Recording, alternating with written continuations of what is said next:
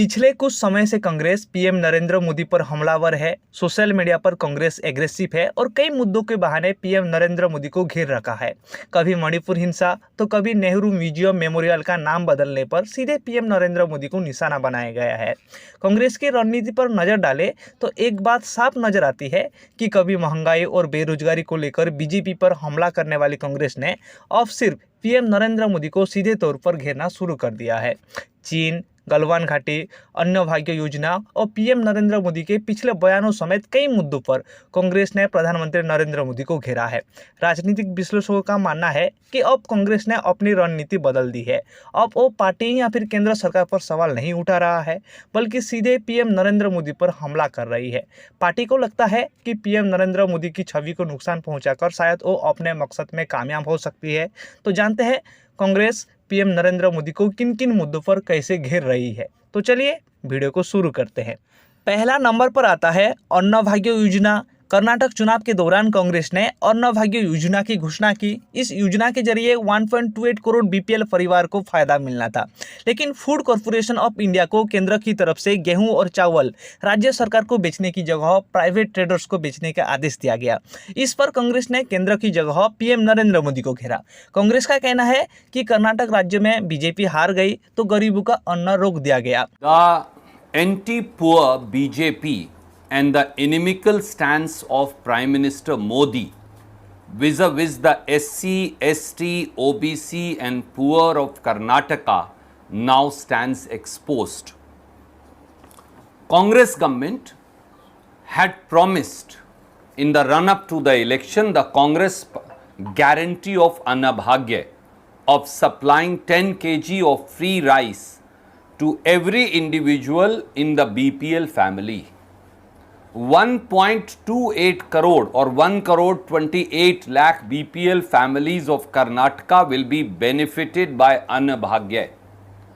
4 crore 42 lakh people of Karnataka approximately would get 10 kg of free rice. We all know that Food Corporation of India, under the direct control of Prime Minister Modi and the Union BJP government, sells rice on economic terms directly to the state governments.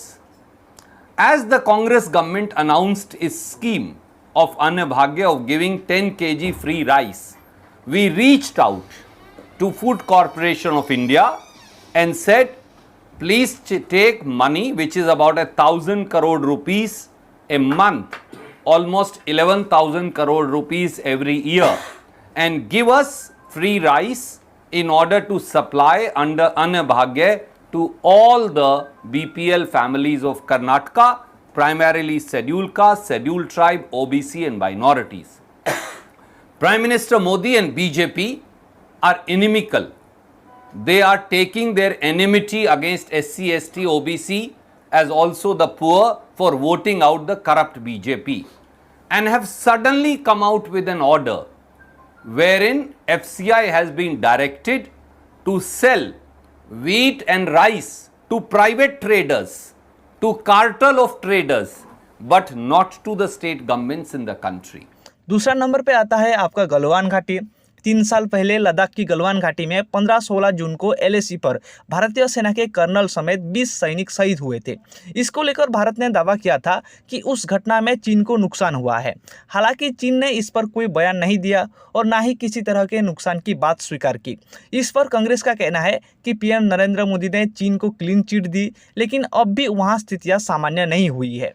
तीसरा number पर आता है मणिपुर हिंसा। कांग्रेस ने मणिपुर हिंसा में जिन लोगों की मौत हुई है, इसके लिए पीएम नरेंद्र मोदी को जिम्मेदार ठहराते हुए एक खबर का स्क्रीनशॉट शेयर किया गया है, जिसमें 500 बुद्धिजीवियों ने पीएम नरेंद्र मोदी को पत्र लिखकर इस हिंसा की जिम्मेदारी लेने को कही है। मणिपुर हिंसा में कांग्रेस का कहना है कि पीएम चुप है और लापता है। चौथा नंबर पे आता है नेहरू मेमोरियल म्यूजियम। हाल ही में केंद्र सरकार ने नेहरू मेमोरियल का नाम बदलकर पीएम मेमोरियल किया है। इस पर कांग्रेस अध्यक्ष ने ट्वीट भी किए हैं। ट्वीट में कहा गया है कि जिनका कोई इतिहास नहीं है वो दूसरों का इतिहास मिटाने चले हैं। ये तानाशाही रवैया है। 5वां नंबर पर आता है बलात्कारियों को संरक्षण देने का आरोप। कांग्रेस ने हाल ही में एक ट्वीट शेयर किया है। ट्वीट में कहा गया है कि कभी पीएम नरेंद्र मोदी बेटियों के साथ फोटो खिंचाते थे, आज उनके खिलाफ है। उन्होंने बलात्कारियों को संरक्षण देने का काम किया है। कांग्रेस ने अपने ट्विटर हैंडल में ऐसे कई मामलों का जिक्र किया है जो चर्चा में रहे हैं।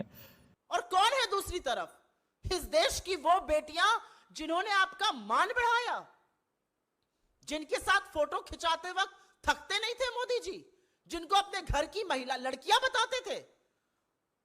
50 दिन से ऊपर हो गया, एक शब्द इस देश के प्रधानमंत्री से नहीं फूटा।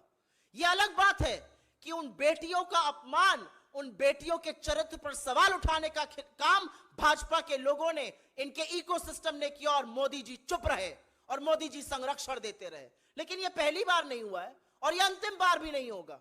भारतीय जनता पार्टी हर बार संरक्षण आरोपी को, बलात्कारी को, जो यौन शोषण करता है उसी को देती है।